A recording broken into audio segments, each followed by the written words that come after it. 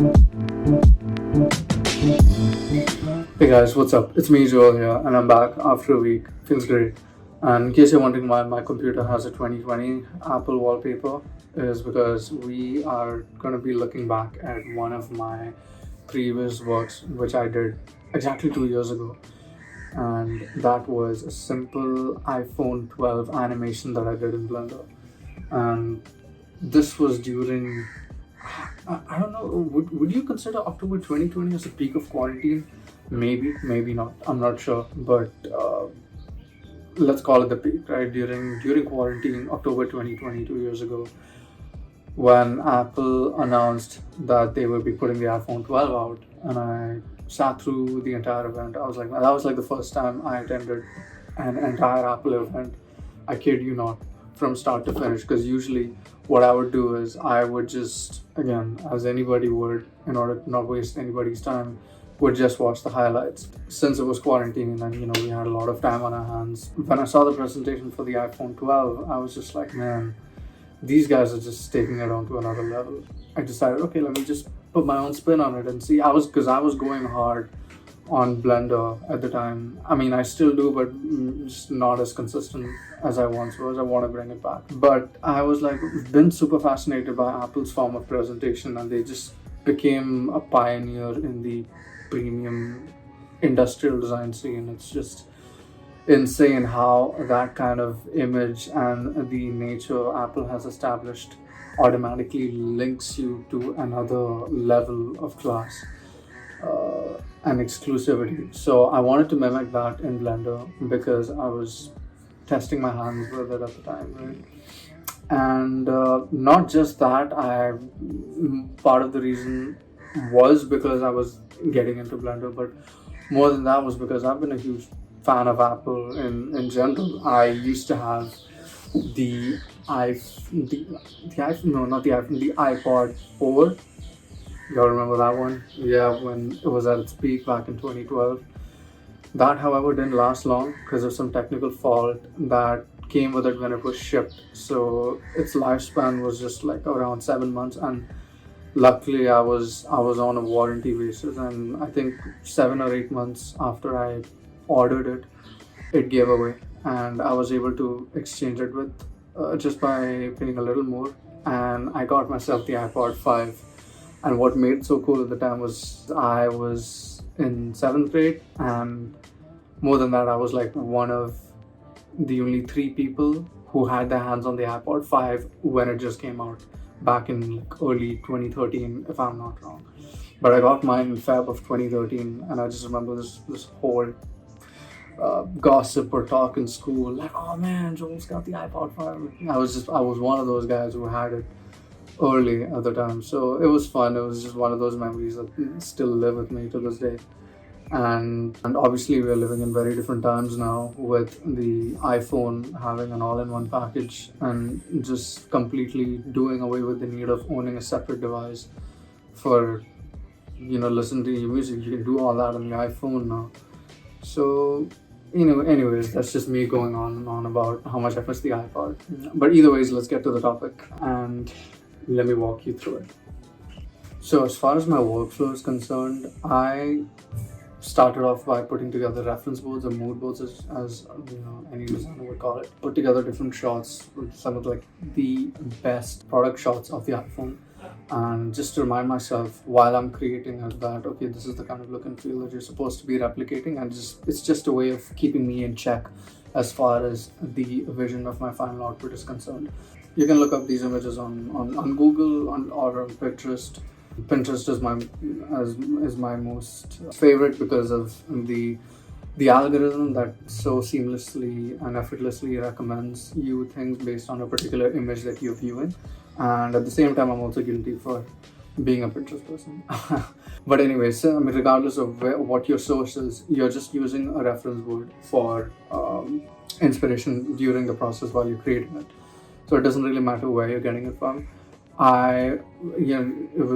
It's best to get pictures of close-ups. Just try to get as many shots as you can, each from a different angle, So I put together, shots of the camera, shots of the charger, shots of different corners from different angles, top, bottom, left, right, so that there is this level of precision while I'm modeling. Once you put together your mood board, you have to collect blueprints.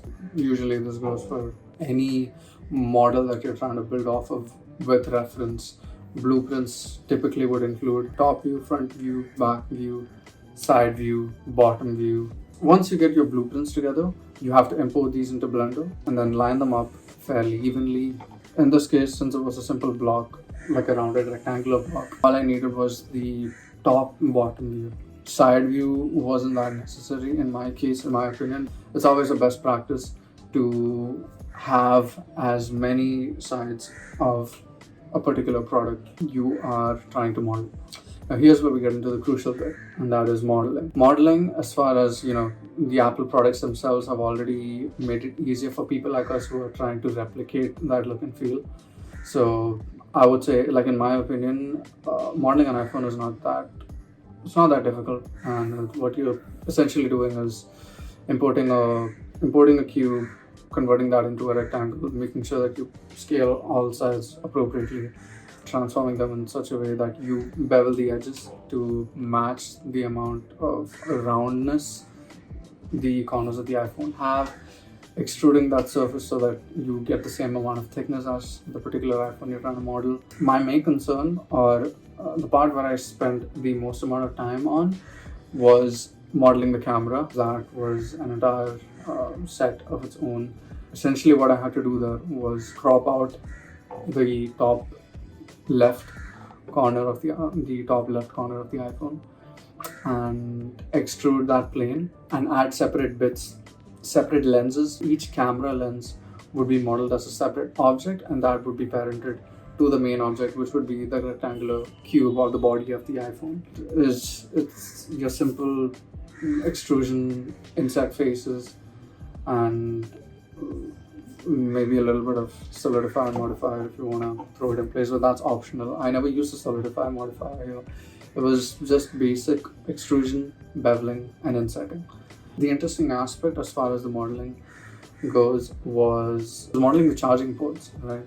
So here's where the Boolean modifier comes into place, and you essentially hit difference, and depending on the kind of shape that you want to carve out of the main body, in this case it would be another rounded rectangle that I had to model and apply a difference modifier with the Boolean. I was able to get the charging port carved out of the main body of the iPhone, model 2-3 cylinders to get the ports of the speaker embedded into the main body, hit a difference, and extracted the remainders. With the switches, however, I had to model another rounded rectangle, but that's comparatively nowhere near 25% as thick as the iPhone itself, and parent it to the main body of the iPhone. Modeling the screen was very simple. I'm not sure why, but this was just for taking in a little bit of creative license. I used the knife tool to get an approximate shape of the notch, except you're not rounding off the corners. But the corners where the curve would come around, I just beveled it after extruding it. The buttons that I had to make separately, I used one of the duplicates and applied a Boolean modifier to carve out the microphone at the top of the iPhone. With that being said, let's move on to the texturing side of things. As far as the texturing of the model goes, I didn't spend a whole lot of time on it. All I did was apply a basic principal shader with the space gray effect applied to the product. And it's not like I added any grunge textures or surface imperfections to mimic that realism, partly because the lighting and setup of that scene was in the dark, and I was just utilizing 1-point lighting to tease the product and just show that okay, this was like a reveal, but also acts as a teaser where you're not fully unveiling the product just yet, and it's only going to be a money shot towards the end of the commercial. I just had a basic principal BSDF shader applied to it, and and each were of different tones. There was like space gray, a little bit of darker gray to it, and then there's pitch black. And these different shades of gray that were applied to the product. And for the screen, at the time, I don't know what I was thinking, but I just applied a JPEG of an iPhone 11 home screen, and I just applied that onto the screen. Yeah, I didn't add a single glow, but anyways, hey, this is me from 2 years ago. Oh, and the Apple logo at the back of the phone was just a PNG. All I did was I got a PNG of the Apple logo, imported into Blender using the import images planes add-on, and I was just able to parent that onto the body of the iPhone. And voila, that was it. Texturing with a few basic colors with the principal BSD shader and applying 2 images. I think the whole product was ready to go for a simple basic animation and modeling as far as the 2020 standards of me were concerned.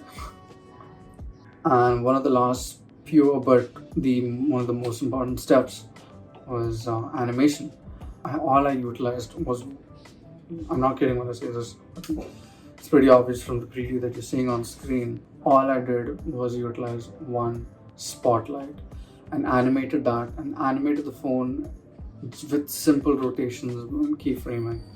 That's it. Just moved it from one point to another, twisted it.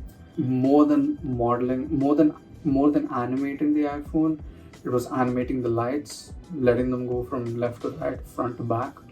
And really here it was just more about using my intuition because I wanted to experiment. Here's where the real experimentation for my end comes into play. Because fine, granted that the model was obviously something that I built with reference, or if there was something different that I wanted to experiment with in this commercial of mine, was to experiment with one point lighting and to see and just highlighting the edges, easing the product more than halfway through the commercial, experimenting with different camera angles and placing it diagonally to each other. And it was simple camera movement, simple light movements, and simple model movements from point A to point B. I didn't even use the graph editor. There was nothing. All I did was position the object at one point, set up a keyframe using the auto keyframe feature, moved it to another position, rotated it, and it set a keyframe of its own because you had auto keyframe set. I had auto keyframe set on. And just by experimenting with a bunch of different takes and different shots with that same formula of point A to point B movement and keyframing, the product was ready to go. And now coming to the last and final step of the entire process was rendering. All I had to do was hit that render button, but obviously before doing that I had to make sure my render settings were right. Because I was utilizing one point lighting and that majority of the product was in the dark, I didn't want to go ahead and use cycles. Instead, I wanted to save up my time and save up my rendering power, and used Eevee instead with a sampling of 64 for the render, and the viewport rendering was set to 16, and these are like default values. I didn't even bother to adjust these at the time, so they still remain the same. The resolution, however, was 1080p, 1920 by 1080 pixels.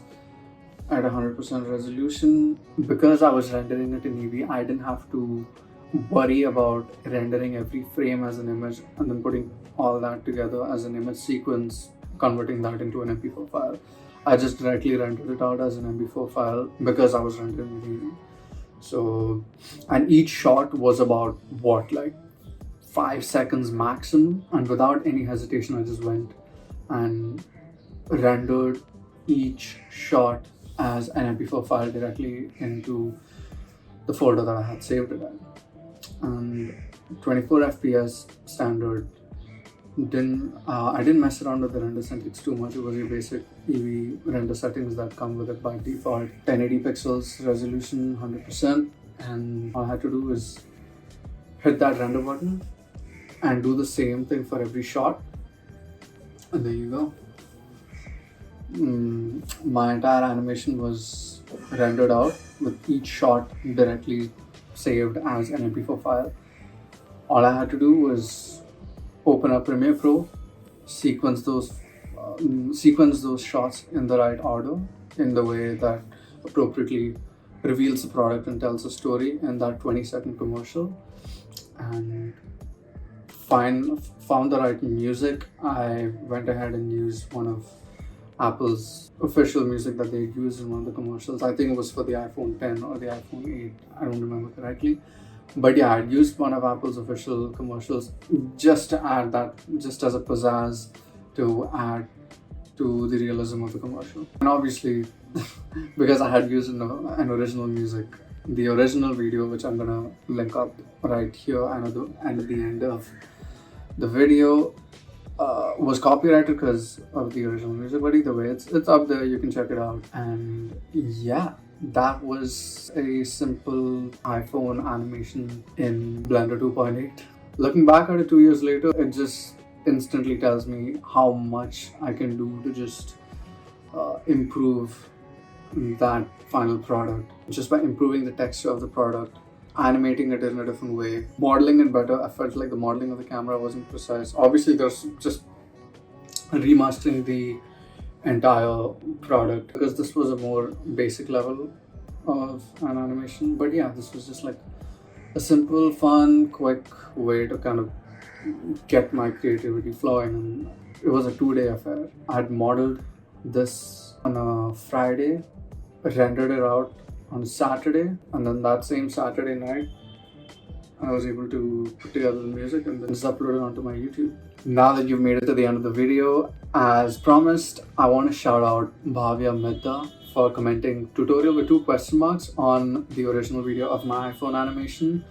I wouldn't have made this video if it wasn't for their comments, so shout out to you. Thank you for suggesting an idea for bringing this YouTube video to life. Anyways, thank you so much guys for sticking around till the end of the video, and I'll see you all next week. If you've liked this video and if it was simple and effective enough, please do give it a like, share, subscribe to my channel. It helps in building the community and getting together like-minded people who are in this space of design and creativity, and we can just like talk and discuss our different experiences, opinions, working on different projects, going through different experiences in the design industry, and have fun creating and documenting the process as we go along. So do subscribe and hit that notification bell to stay tuned to more content coming your way.